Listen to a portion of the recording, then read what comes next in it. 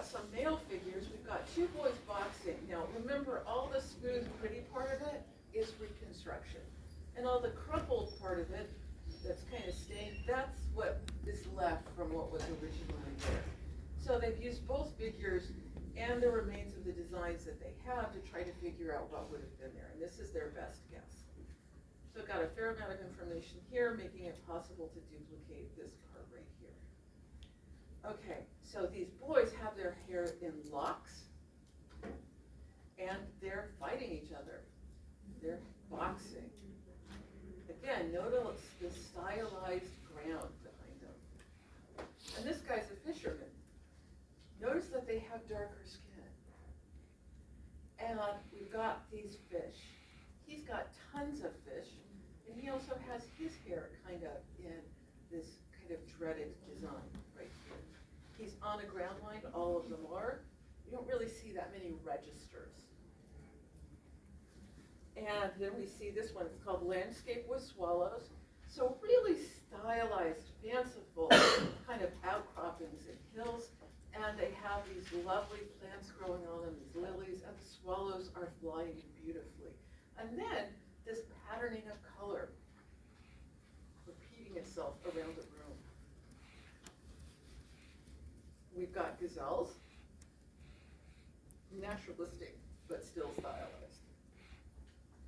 And this one, monkeys, jumping from branch to branch in a tree-like structure. So I want you to notice we've got lots of curvilinear lines. Curvilinear kind of means this is curvilinear, my head is curvilinear, my hair sometimes is curvilinear. And so curvilinear is considered an organic form. It's kind of an organic design element, whereas straight lines tend to be pretty rare, and they tend to be more artificial, made by human beings to get our straight lines, our straight walls. And so that curvilinear quality is suggesting to us that they're really interested in this idea of the natural zones. But we don't see that many narratives that we're able to identify. Now let's look at some of their smaller local ceramics. And so we have this relatively early jar up here. It's called the Kamaris ware jar. And it has this creature right here. Can you see it? What is it? Is it also a tuna fish? Could be a tuna. It's a fish. And then its mouth is open like it's like, bringing in water, or it's eating something. What the heck would it be breathing or eating? Maybe another fish. Does it look like a fish? Kind Looks of. like something. It looks like something. Honestly, it looks like a blob. Could it be like an air bubble? Could be an air bubble. Or I'm like kind a of, jellyfish or something. maybe like a jellyfish? But it's kind of cryptic. We don't easily go, oh, that's a. Be the sign of Pisces. Now, when you're making this kind of ceramic jar, Yeah. you're going to decorate it. It's very nice. You've got this round vessel, and you're going to want the swollen part of it. That's got the biggest space for the design. So we often call that the belly of the pot. And so we can see that this room has been left to create room for the designs. And then down here, what they've done is they've taken the pot, probably before they painted the fish on there, and they put it on the potter's wheel, and they start spinning the potter's wheel. They take a paintbrush, they dip it in slip, which is a liquid kind of clay that's going to fire to a particular color in the kiln. And then they just hold it against the pot as it goes around, and it makes a lovely stripe. Dip it back in the slip, put your brush a little bit lower, makes a lovely line. Do it again, and now instead of just holding it still, you make it slowly go up and down, and you get these lovely curvilinear lines going through there. And then you get more lines down here. It's a really fast way to decorate a pot.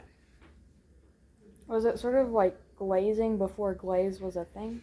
They don't have glaze yet.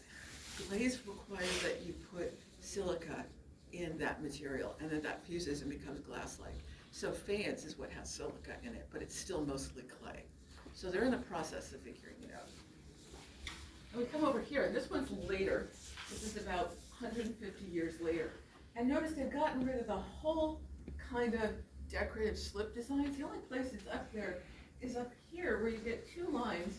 And it's not even clear that that's what they're meant to be. And what's it got on it? Octopus.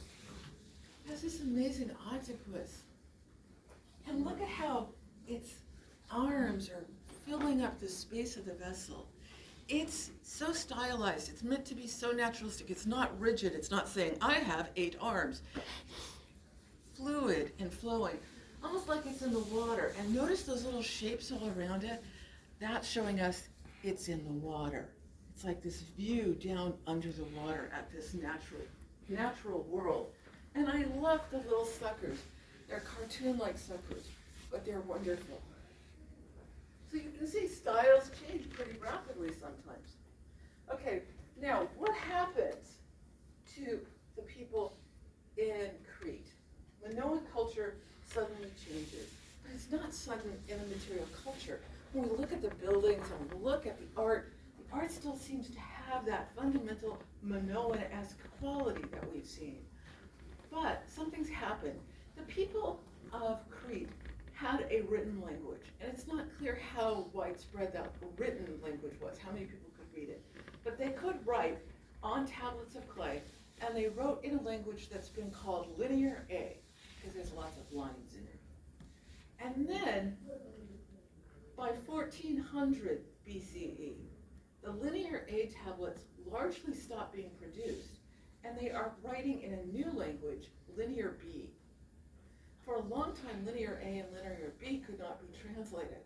But then someone suggested Linear B actually has a lot of similarities with ancient Greek letters.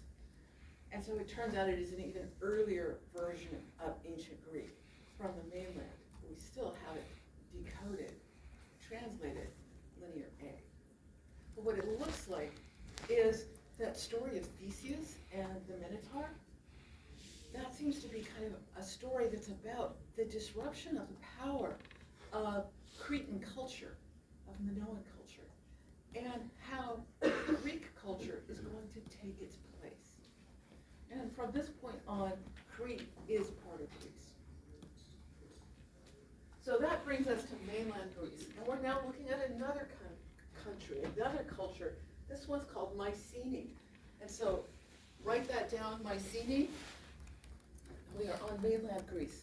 Now, this particular time in the Bronze Age, a lot of people are living not too far from the ocean in Greece. Far enough that you could walk there in half an hour or less. So that you're able to get things from trade in the ocean, but also you can go up into the kind of rocky hillsides. And that's where your village is, and that's where you have agriculture. You're going to have goats, you're going to grow olive trees, you're going to have other kinds of things that you're growing, but you're not going to be producing vast amounts of food. In fact, they're going to need to import wheat, which we know because Egypt's exporting wheat. Where they're exporting it to, one of those places is somewhere dry. It's going to be places like Syria, Lebanon, Turkey, and Greece. And so they're importing wheat, but they're also growing some things for themselves. And they have a very different culture. They don't have one large city. They don't have huge palaces that seem to be used in part for storing goods and having very public celebrations on their plazas, including, we wonder, bull leaping out there on those plazas.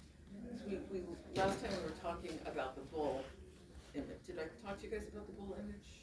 The leaping? I don't think so. How did I miss that? Let's just pause while we go find a pretty bull. This guy? Yeah, I don't know. All right.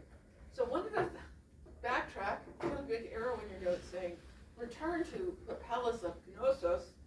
Okay, at Knossos, they have this little fresco on the wall.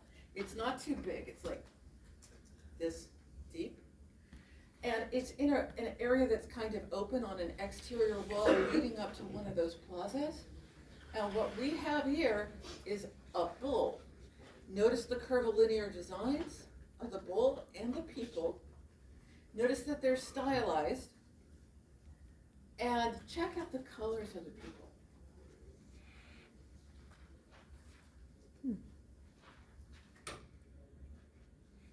So when we look at we notice that we've got these light-colored people, and they seem to have breasts. So we're guessing female bodies. And we come over here and we see this dark brownish red figure, and we don't seem to see breasts. So it's a dude. And that reminds us of what we saw at Akrotiri, right? The other place where they started doing this around this time is in Egypt, where they start kind of differentiating between male and female figures in paintings.